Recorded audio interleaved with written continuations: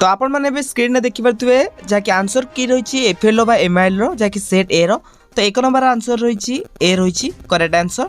2 number रही D, 3 number रही B. तो आपण मैंने चाहिए सबू सेट जहाँ ए बी सी डी सबू सेट्र आपण मैंने आंसर को एमती मिल पारे। तो देखिए स्क्रीन में आंसर रही जहाँकि रेड रे ठीक मराई। तो देखिए 7 नंबर आंसर रोची सी, 8 नंबर आंसर रोची बी, तो 9 नंबर रोची बी आंसर रोची, 10 नंबर ए रोची, 11 नंबर सी रोची, 12 नंबर बी रोची आंसर करेक्ट आंसर, 13 नंबर रोची। तो आपण मैंने आगु कही सर्वप्रथमे करेक्ट आंसर जानापी आम चैनल को सब्सक्राइब करने सहित टेलीग्राम चैनल में जॉइन जातु जार की लिंक डिस्क्रिप्शन में अच्छी। तो आपण मैंने तो क्वेश्चन तो देखुवे तो सबू सेट्रे एका क्वेश्चन थाए किंतु अलग अलग किसी पॉइंट रही है।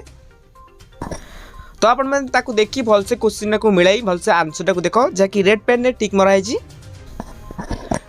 तो 23 नंबर आंसर रही डी ठीक से 24 नंबर बी आंसर रही 25 डी, 26 ए आंसर रही जहाँकि करेक्ट आंसर, 27 बी आंसर रही 28 ए, तो 29 रहा ए आंसर, 30 बी आंसर रही 31 रही सी आंसर जहाँकि ए सेट्र। तो सबू सेट्र आपण मैंने चले एमती मिल पारे।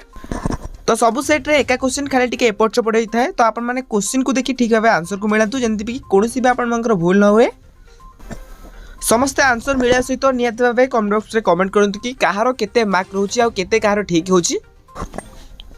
तो 41 नंबर आंसर रही डी, 42 नंबर बी रही ठीक से 43 नंबर डी आंसर रही, 44 नंबर ए रही आंसर, तो 45 नंबर आंसर रही सी, 46 नंबर ए आंसर रही, आ 47 ए सॉरी 47 करेक्ट आंसर होची सी, 48 ए